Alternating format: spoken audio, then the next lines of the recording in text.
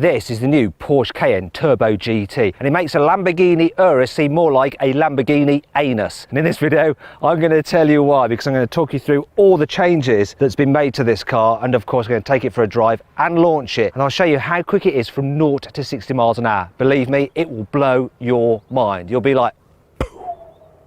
Anyway, I'm Matt Watson, and you're watching CarWow. Buying a new car? Then head to CarWow, and my team will help you find your next car at a fair price. CarWow, your one-stop car buying comparison site. Let's start off this video by talking about the engine. You see, what's happened here is Porsche's let its GT division have a play with it, and they've changed the pistons, the conrods, the crankshaft, and loads of other stuff.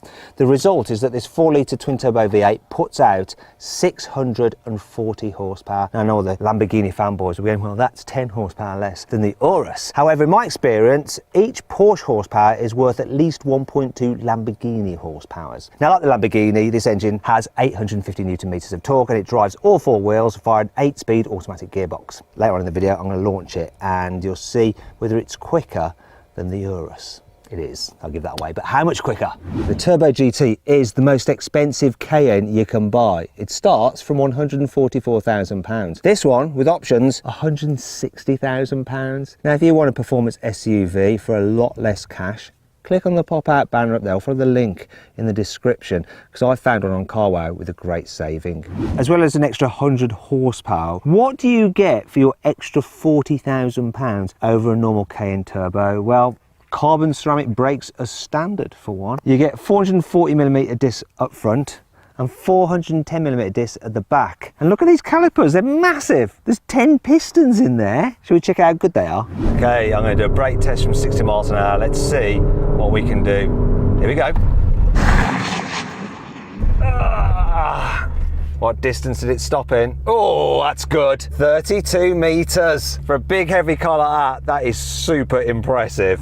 To make sure that the Turbo GT stands out compared to a normal boring turbo, Porsche's tweaked the design, so it's got a more aggressive bumper with bigger air intakes. Down the side, you've got 22-inch alloy wheels in this gold paint. You also have carbon fibre door mirrors. There's a carbon fibre roof. The wheels are actually an inch wider than on a normal turbo, and we could all do with an extra inch, couldn't we? Or am I just speaking for myself? Anyway, there's some extra aero here and here. You've got a diffuser there, which probably does diffuse air because Porsche doesn't mess around and fake stuff. Speaking of which, there's no faking with these exhausts. Look at the size of them. And not only are they centre mounted, love that, they're made out of titanium. Look at the blueness. Oh, wow.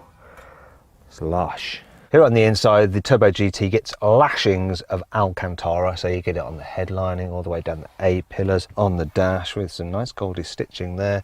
You also get it here on the armrest, it's on the grab handles, once again with the stitching, on the top of the centre console there, and the seats, on the grab handles, on the gear selector, and of course, on the steering wheel. And we all know that an Alcantara steering wheel instantly makes a car feel more sporty to drive, especially if you've got a yellow dead ahead stripe on the top of it. And then there's various Cayenne GT badging. You've got it here, you've got it on the dials, you've got it on the carbon fibre kick plates, you've also got it here on the headrests of the sport seats, and oh look, we've got it embossed here on the centre console, though if you want this, that's an extra £200. There's also some carbon fibre here, and lo and behold, they've made the sports response button for this drive mode selector switch red. Okay, also one last thing, look, yeah, gold seat belts. Well, I think it's more beige in it, but yeah.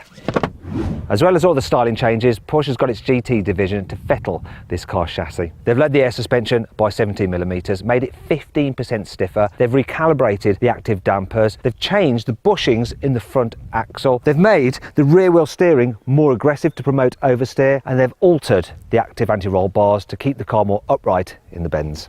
Okay, let's drive this Cayenne GT. So I'm just going to turn this knob here and put it into Sports Plus mode, which is maximum attack. I'm going to floor the throttle. Hell, what the have they done to this car? That is nuts. Oh, the way this engine pulls, that is just utterly insane. And the noise. Oh, it sounds so angry. What is this thing? It's an animal. Oh, I need to calm down a second. Need to calm down. In fact, sod calming down. Let's put it into manual mode. Some twisty road ahead. Let's do it. Whoa.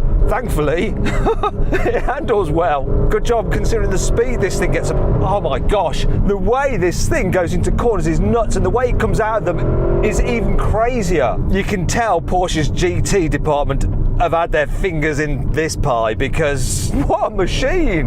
Right, I'm calling it now. Don't need to drive it anymore. I'm calling it. This is the best handling, most sporty SUV ever. Really is. I'm gonna go do that again. That is fun. It's like a GT car, it's an SUV, family car at the same time. It's nuts. Do you know what it reminds me of? It's a bit like the BMW M5 CS, where it's just on another level compared to the car on which it's based. It's crazy. I mean, how does it do this? How's it going through corners like this? Anyone who says SUVs can't be fun to drive, or those purist motoring journalists, you know, they do have a point. The raised ride height, it's not ideal, but there's something about this. This is genuine fun. Every journalist should drive this car just to recalibrate their brains as to what is possible with an SUV, because this is more fun than many sports cars that I've driven, supposed sports cars. It's absolutely awesome, and it just shows what Porsche and its GT division can do.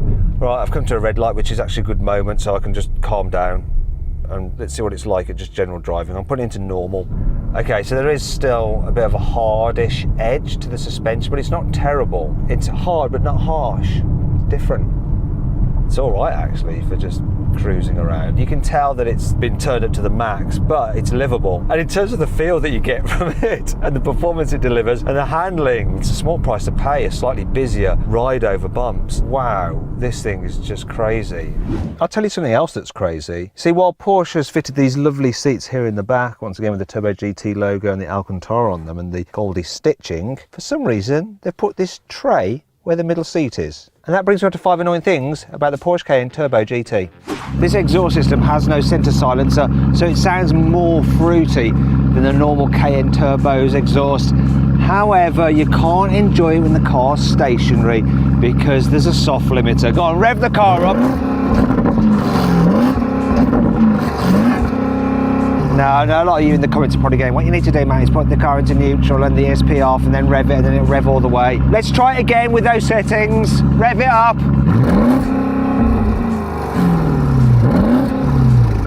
See, it doesn't work. It doesn't work.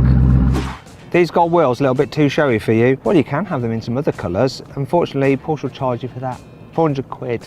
Speaking of Porsche rinsing you out for extra cash, if you want adaptive cruise control with lane keeping assist, which is standard on a Toyota Corolla, you have to pay Porsche an extra £2,000. Porsche likes to talk about the fact that this car has various technology to make it as efficient as possible, such as cylinder deactivation. However, since I've had this thing, I've averaged just 12.6 miles per gallon. Now, it's not just because I'm a bad driver. If I go to the long-term trip computer, I see over the past 3,660 miles, it's done 14.6 miles per gallon.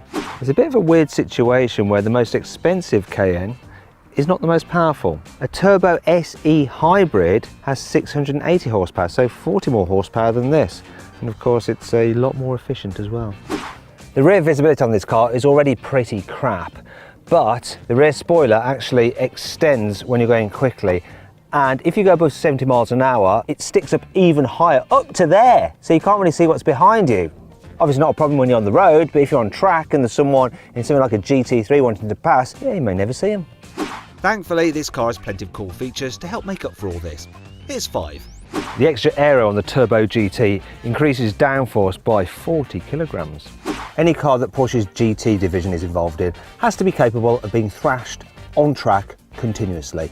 As a result, to cope with this car's extra engine power, Porsche has had to uprate the gearbox and the four-wheel drive system. They've actually fitted the transfer case with a cooler so it doesn't overheat. This may be a big family-friendly SUV, but it has a power-to-weight ratio that matches the Cayman GT4. Speaking of which, you can get a deployable tow bar for this thing, which means you can tow your GT4 to the circuit. With a time of 7 minutes 38, this Turbo GT is 9 seconds a lap quicker than a Lamborghini Anus round the Nürburgring. Oh, that hurt my Urus. Right, it's time to launch this bad boy. Porsche's 0 to 60 will be dispatched in 3.3 seconds, but what's the reality? Specialist timing gear will reveal all. Let's do it.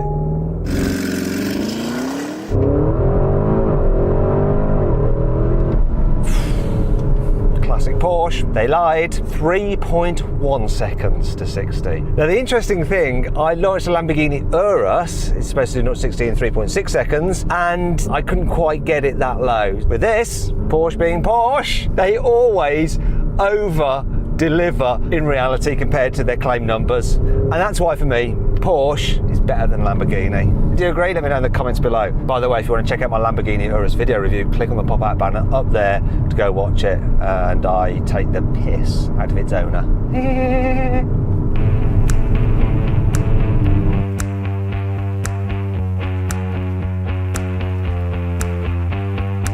So then, what's my final verdict on the Porsche Cayenne Turbo GT? Should you avoid it? Should you consider it? Should you shortlist it? Or should you just go right ahead and buy it? Well, if you want the sportiest SUV you can buy, you should just go right ahead and buy the Turbo GT.